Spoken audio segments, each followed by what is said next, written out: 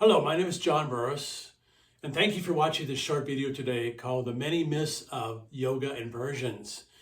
In this video, I'll be exploring the yoga poses, normally called inversions, where we place the head lower than the heart, and exploring many of the myths, the truths, and taking a deep dive into new anatomy, showing you how much of anatomy is based on hundreds of years of false belief systems. So we'll be exploring much of this today, and my hope is that you'll get a greater appreciation for how the body actually works, and we'll dispel a lot of myths about how some of these poses aren't really doing what people believe they're doing, and we'll explore some of the mythology behind certain yoga poses. So that's the great hope today.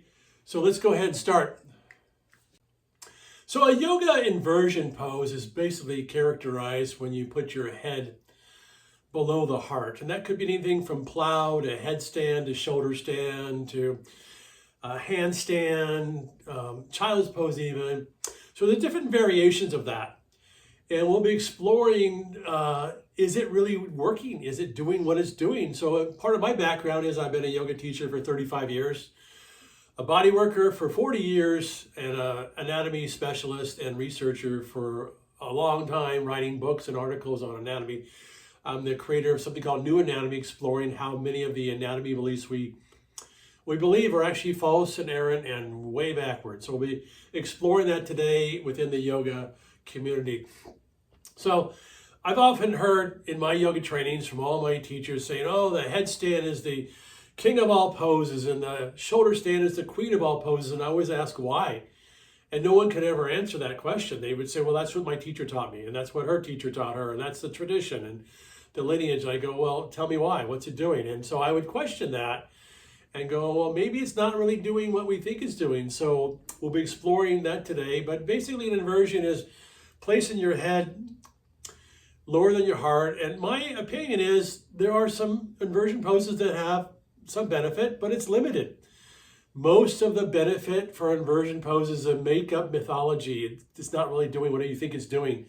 So they're not the most important poses in my practice because they're not really doing what you think they're doing. So a lot of what I believe about inversions, there's a lot of mythology and false information about how anatomy really works.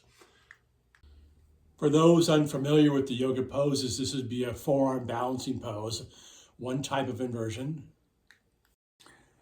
This is called shoulder stand. I'll leave the Sanskrit names out for those who are unfamiliar with the names. Shoulder stand. This is also called the queen of all poses. We'll be talking about that. And this is called the headstand. And it's also called the king of all poses. And we'll be speaking about that as well. So some of the root of the problem is yoga anatomy, in my opinion, is pretty backwards. It's pretty ancient and hasn't been tested and proven for decades or hundreds of years or however long yoga's been in existence. So here's an analogy I like to make. The technology world is forward thinking. The technology world doesn't want yesterday's cell phone or yesterday's computer or laptop. They want tomorrow's. They're forward thinking. They want new ideas. Well, the yoga world is more of a backward system. It wants tradition. It wants yesterday's ideas. It holds on to tradition very tightly, so it doesn't change very much. They don't really want new ideas. They want tradition. And so it doesn't lend itself for a lot of new thinking. So you get a lot of tradition, which is often rooted in errant and false beliefs based in mythological ideas that just aren't true. And that's where we come across the inversion issue today, is a lot of the beliefs being taught in the yoga world are traditional, and they're often wrong and incorrect. Also, the yoga world, in my experience, is an authoritarian system. You don't question anything. You don't question your teacher. You don't question a guru. You don't question the rules. You just go along with it. And that often leads to abuse, and it often leads to misinformation being passed down. So the problem with the yoga world, it's often very backwards and it doesn't want new ideas. So I'm going to update some of the ideas for you today and share with you some new thinking. And I call it New Anatomy. And maybe you can adjust your thinking to those new ideas. One of my issues with the yoga community is when I would often ask my teachers, why are we doing the headstand or the shoulder stand? They would just say, that's what we do. It's always been done that way. And I was taught that the headstand was the king of all poses and the shoulder stand was the queen of all poses. And I want to know why. And no one could tell me why. They said, that's just tradition. That's what we do. And they gave me all these weird false narratives about why they were important. And I started to do some research going, that's not really true at all, but no one would question it. So this whole authoritarian complex in the yoga world often leads us to places where we get stuck without questioning why we're doing it. So I'm going to open up some of those boxes today and share with you some of those ideas, and is it working? The first question I would always ask is it working, and do yoga inversions benefit anybody? And I've come to a conclusion there are some benefits, but there are minimal and they're not as great as you might think they are. They're very limited. But the other question I asked when I was going through all my yoga teachings and trainings was, there are so many contraindications to inversions that most people have at least one of the contraindications. Why should anybody be doing an inversion? For example, you shouldn't do an inversion if you have high blood pressure. Well, that's half of America right there. Or history of neck issues, or diabetes, or history of stroke or heart disease.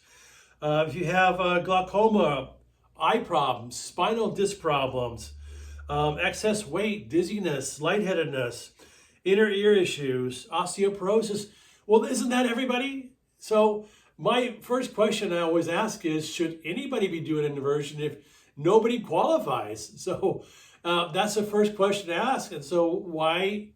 When I would go to a yoga class, almost 100% of people in class would be doing inversions going, they've got to have some of these issues. Why is anybody doing an inversion? If these are the disqualifying elements and almost everybody's got something, why is anybody doing an inversion at all?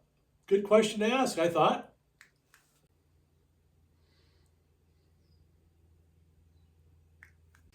So let's take on the first myth about yoga inversions. That myth is that yoga inversions like headstand and shoulder stand and plow bring more blood to the brain. And when you bring more blood to the brain, it activates the pituitary gland and the hypothalamus, and you become clear thinking and enlightened and all kinds of spiritual things happening. Guess what? It's not true. It's the biggest lie yoga's been telling for decades and hundreds of years. When you go upside down, you do not bring more blood to your brain. First off, the brain is an organ that requires a constant flow of blood, not an increased flow of blood. For instance, if you were to stand up in a hot summer day and you're dehydrated, you might faint because quickly standing up, there's not enough blood getting to your brain, so your brain shuts down and you faint to basically recalibrate. But when you go upside down, you don't have a rush of blood to your brain. There's all kinds of valves and mechanisms in the circulatory system preventing that from happening because your brain does not want to be swollen with blood. This mythology is that all this blood pools around the pituitary and the hypothalamus. I can't tell you how many yoga teachers told me this or how many articles I've heard about this. Well, what would happen? Let's say it were true that if you're going into a headstand for 5 minutes, all of a sudden all this blood's pooling into your pituitary, into your brain. And what's going to happen? First of all, your brain's going to swell, which is not a good idea because it's very vascular. And then you're going to have risk of strokes. You're probably going to blow a blood vessel in your brain and have a stroke. And then what happens? So now you've got this massive pool of blood in your brain. Well, how does it get out so the next wave of blood can come in? Well, now you've got to increase your heart rate and your blood pressure to push it back out so the next wave of blood comes in. So this whole mythology that when you go upside down, you have all this blood moving to your brain is completely false. It's one of those myths and lies taught by the yoga community because your brain does not want an increase of flow of blood. So if we turn the brain upside down, it's so vascular, blood doesn't pool here because your body won't let a flow of blood come in. The brain wants a constant flow of blood, not an increased flow. And you're not going to be enlightened and have all this pituitary and pineal and hypothalamus issues of enlightenment because your brain is not flooded with blood when you go upside down. So myth number one of the yoga world is now been debunked. And just for reference, here's a picture of the pituitary and the hypothalamus in the center of the brain where the blue circle is. It does not get engorged with all this blood when you're upside down because your vascular system will not allow it, because your brain does not want this bursting of blood in your brain. Your capillaries, as you'll see, will burst open. Your brain wants a constant flow of blood, not an increased flow of blood, so it prevents that from happening. And here's yoga inversion myth number 2, that toxins are flushed out of the brain when you go upside down. Not true at all. So the second myth is that when you go upside down, you're going to flush out toxins from your brain. Not true at all. First of all, there's not an increased flow of blood to your brain, so that whole story's whitewashed to begin with. We have a constant flow of blood and the stream doesn't increase. Secondly, toxins like lead, mercury, gadolinium, other heavy metals that settle into your brain, takes a lot more than just a flush to get them out. They often bind to tissue. So you're going to need other things like zeolite and celery and cilantro and other types of minerals and chemicals to help unbind the toxins to the cells in your brain. So if there were an increase of blood flow to the brain itself, that would not release toxins from your brain. And the third myth about yoga inversions is that gravity is the enemy and we need to conquer gravity. Also, this is not true. So the third myth here is that gravity is the enemy and the yoga inversions are going to conquer gravity. Not true at all. Another myth portrayed by old, hard thinking about anatomy. It's not how the body works. Gravity is not the primary force in our life. Yes, it's a force and it does affect our systems, but it's not the primary force. So going upside down is not going to change you against gravity. So let's explain some of that. So yes, you've heard the expression that most people shrink as they age. No, it's not true. Most people shrink because what they're doing as they age. They're doing the wrong things. For example, I've the same height as I was in 8th grade, and I haven't shrunk at all. So apparently I've been doing the right things. So age did not shrink me. If you're shrinking because you're doing the wrong things as you age, not because of age itself. So gravity is not the force to conquer. Now, gravity does affect our fluid systems. For example, if you've got swollen legs and you lie down with your feet against the wall for 20 minutes, you can get some of the circulation and the lymph to come back to the heart. So yes, gravity will affect our fluid systems, but not that much. Another instance is if a patient's lying in a hospital bed for days or weeks or months, the staff will move them around every day or so, or even put pressure bags on their legs to keep the circulation moving, because if you don't, the blood will pool in certain areas causing bed sores. In that case, the gravity is pulling the blood to certain areas. But in most cases, gravity is a minor force in our life.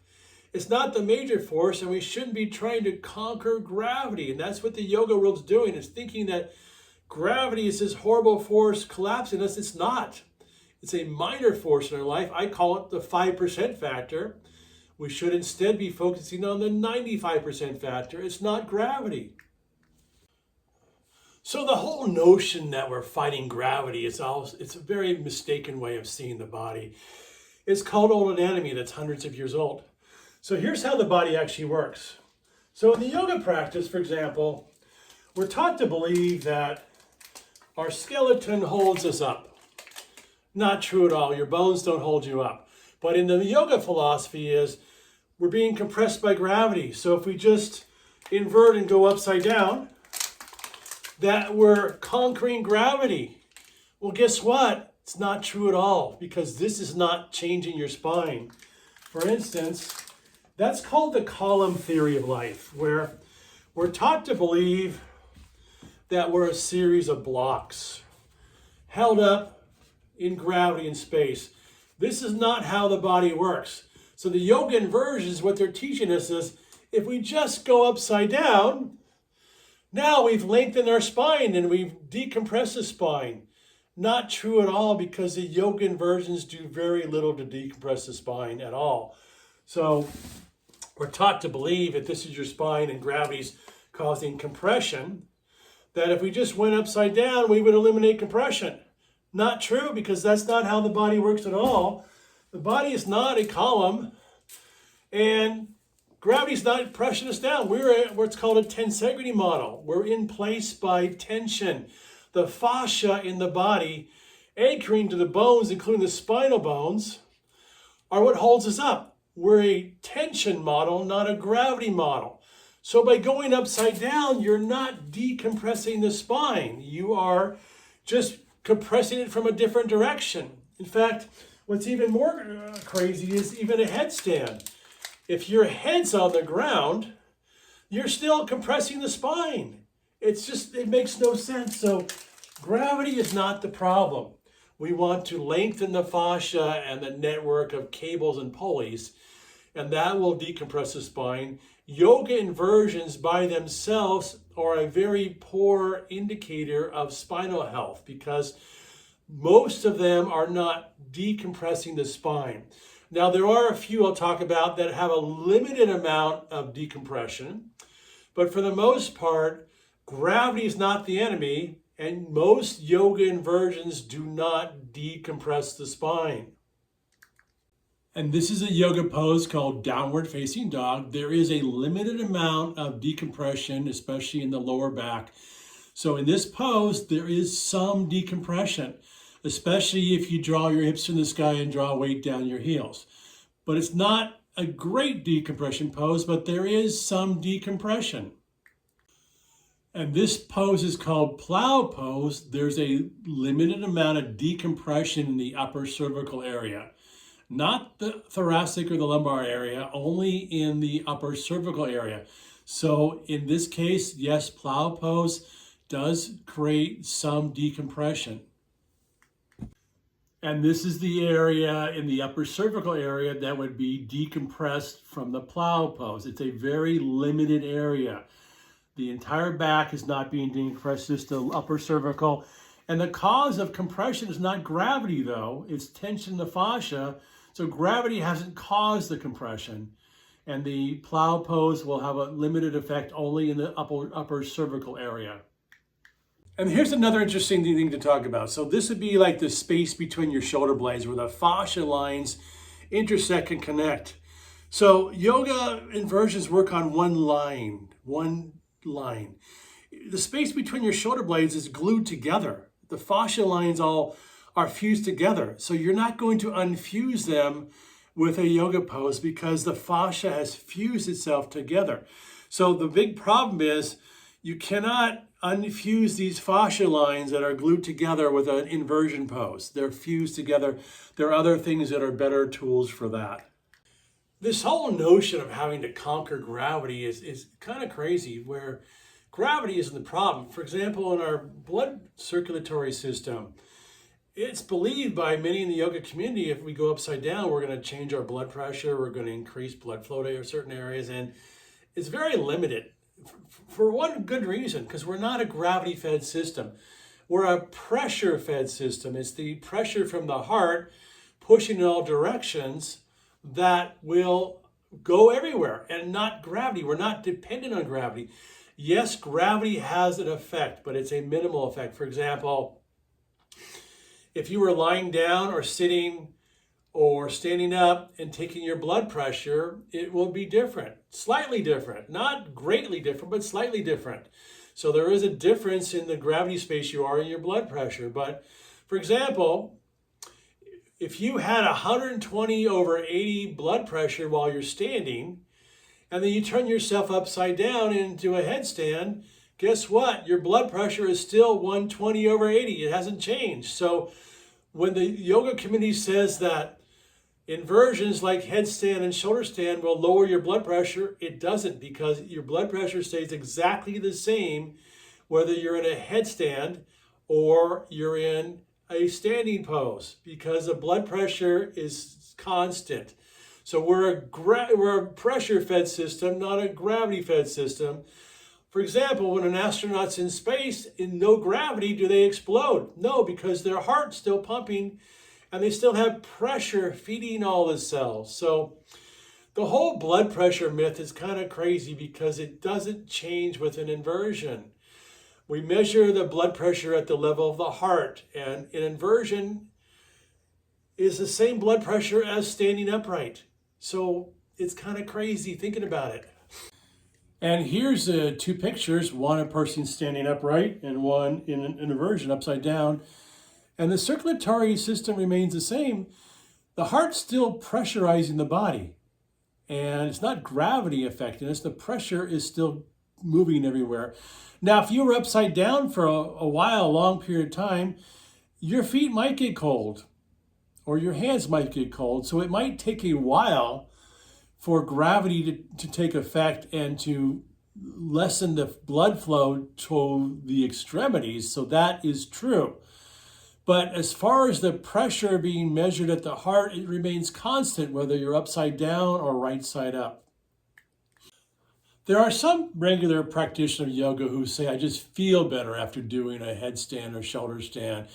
It might be what's called reciprocal inhibition. And reciprocal inhibition is when you tighten up the muscles in your scalp and neck area, and they actually loosen up because you're pushing them deeper into contraction.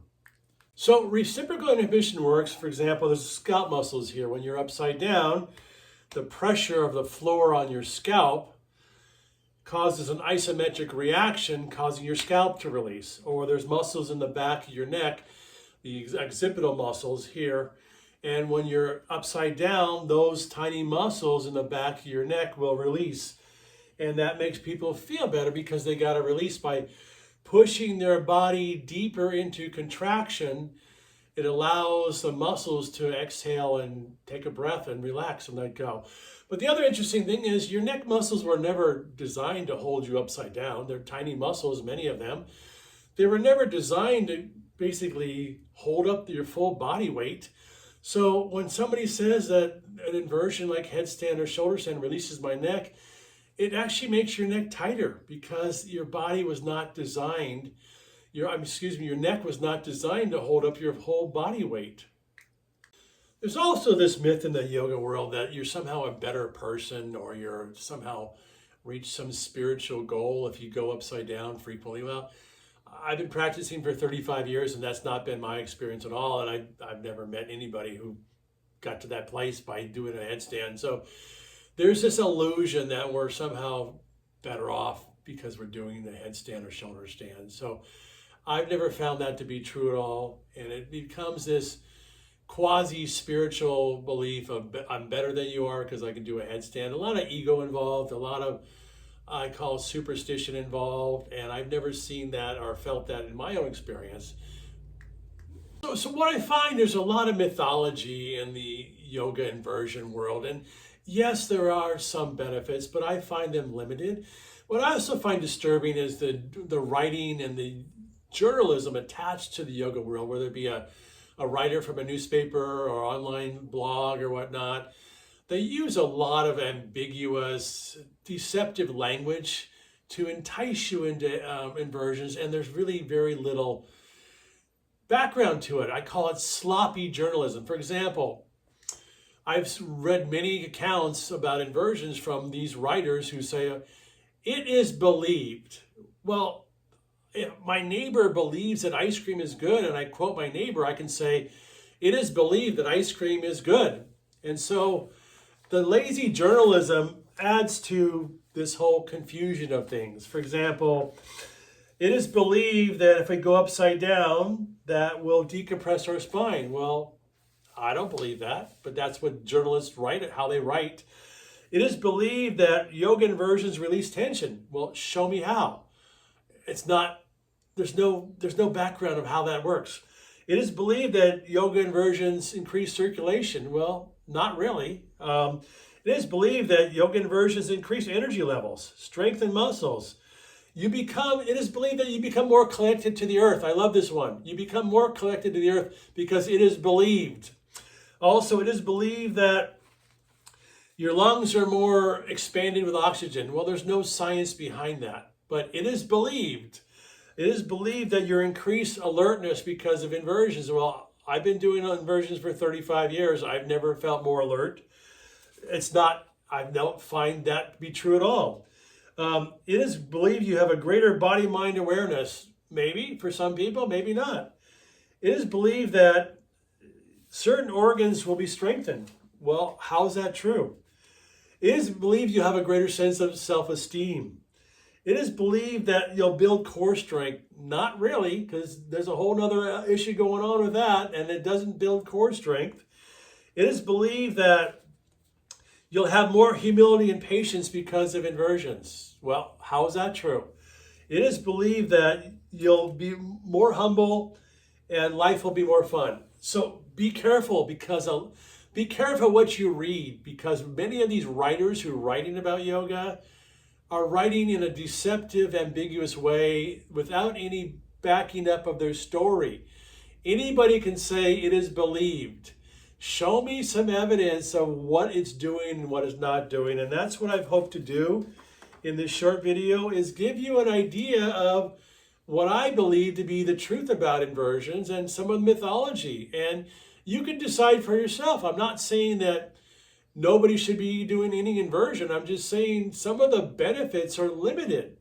In fact, some of the benefits are non-existent at all. And so we need to clarify our anatomy and come to terms with what's really going on, and is it true or not? Or is it part of the hypocrisy of not questioning what's been going on for decades and just keep going on with it? So I hope this gave you some information to delve into and to maybe question, what is this doing? Is this good for me or not? Is it beneficial? Or is it a better way to achieve my goals? So thank you for watching this short video called The Many Myths of Yoga Inversions. If you'd like to learn more about me, please visit my website, johnburris.com. I have a book called Return to Nature, The 5 Pillars of Healing. And please subscribe to this channel for more leading edge videos to come, and be part of the leading edge community of new and great ideas. Thank you.